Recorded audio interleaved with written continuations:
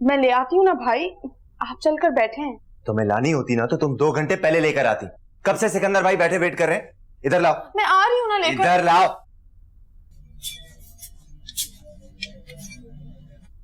तुम क्या समझता है खुद को?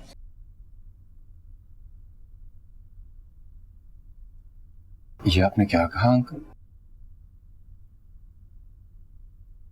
नजफ और मलिया बहनें हैं? ये कैसे हो सकता है?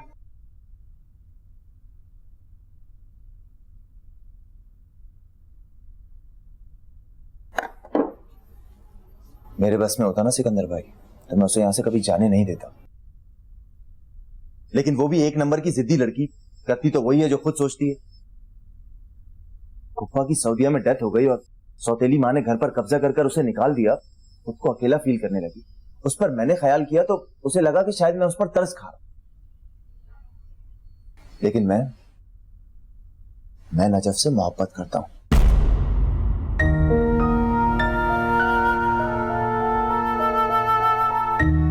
और उसी से शादी करना चाहता हूं। लेकिन वो ये समझती है कि मैं उस पर तरस खाकर ये सब कर रहा हूं और इसलिए साफ इनकार करती है और आपकी नौकरी कबूल करी। मेरी मोहब्बत को ठुकराकर आपके यहां नौकर बनने को तरजीह दी, क्योंकि उसे यह लगता था कि शायद आपके यहां उसकी इज्जत नफ्स मजरू नहीं होगी। मगर जल्दबाजी में बेवकूफी कर गई। उसने ये कैसे सोच लिया? आपकी वजह से ही तो उसका कॉलेज छूटा था, आपकी वजह से उसे कराची आना पड़ा, उसका पूरा करियर खत्म हो गया। आपसे शदीद नफरत करने लगी थी वो, लेकिन फिर भी नौकरी उसने आपकी कबूल कर ली। मैं अगर उससे सच्ची मोहब्बत ना करता होता ना तो मैं भी यही सोचता कि ठीक है, जो हुआ अच्छा हुआ। मैं तो तरसी खा रहा था ना, कम से कम बेइज्जती तो नहीं करता था उसकी।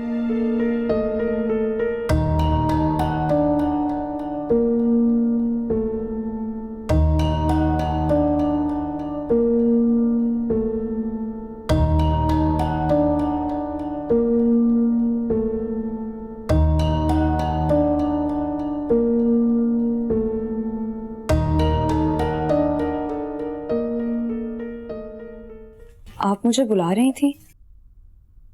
हाँ। आपको नौकरों ने तो बता ही दिया होगा कि घर पर घर के मालिक मौजूद नहीं है। मुझे अच्छी तरह पता है कि इस घर में कौन किस वक्त होता है। मैं तुमसे मिलने आई हूं। मुझसे फरमाइए। क्या फैसला किया तुमने? मैं समझी नहीं, किस बारे में? यहां से जाने के बारे में। तुम्हारी नॉलेज में तो होगा ना कि मेरी बेटी तुम्हें यहां मजीद 1 मिनट भी बर्दाश्त नहीं कर सकती। जी। तो फिर तुम यहां क्या कर रही हो? तुम्हें साफ साफ जवाब मिल तो गया है, फिर तुम्हारा यहां रहने का अब तक क्या जवाब बनता है? मैं यहां से कुछ दिन बाद चली जाऊंगी, लेकिन सिर्फ आपकी गलतफहमी दूर करना चाहती हूँ कि आपकी बेटी के हुक्म की वजह से मैं यहाँ से नहीं जा रही, अपनी मर्जी से जा रही हूँ। ठीक है, अगर तुम इसी खुशफहमी में रहना चाहती हो तो मैं भी तुम्हारी खुशफहमी दूर नहीं करूंगी, लेकिन एक बात ध्यान से सुन लो। मेरी बेटी इस घर की मालकिन है और वो जिसे जब चाहे निकलवा सकती है। आप जो मुझे बावर कराना चाहती हैं मैं सब समझती हूँ, लेकिन मुझे इतना बता दीजिए कि मेरी जात से आपको और आपकी बेटी को मसला क्या है?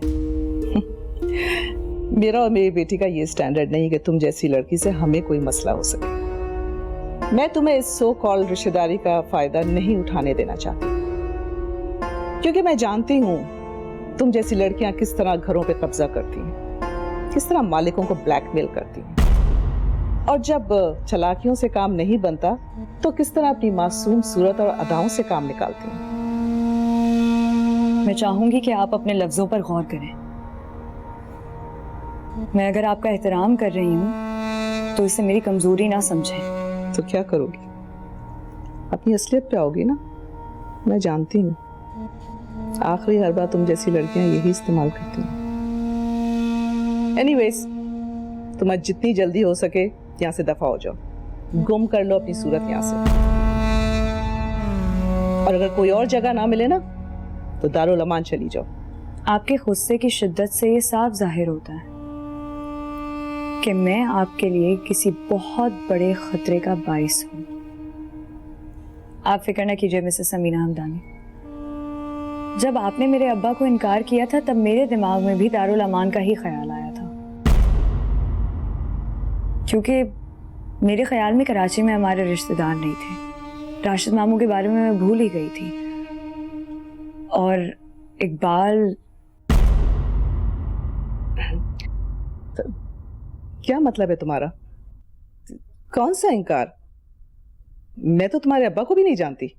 अच्छा, वो कोई और समीना आंटी होंगी फिर, क्योंकि मेरे अब्बा जब सऊदीया जा रहे थे तो वो मुझे किसी समीना आंटी के पास छोड़कर जाना चाहते थे। वो चाह रहे थे कि हम दोनों बहनें साथ रहती।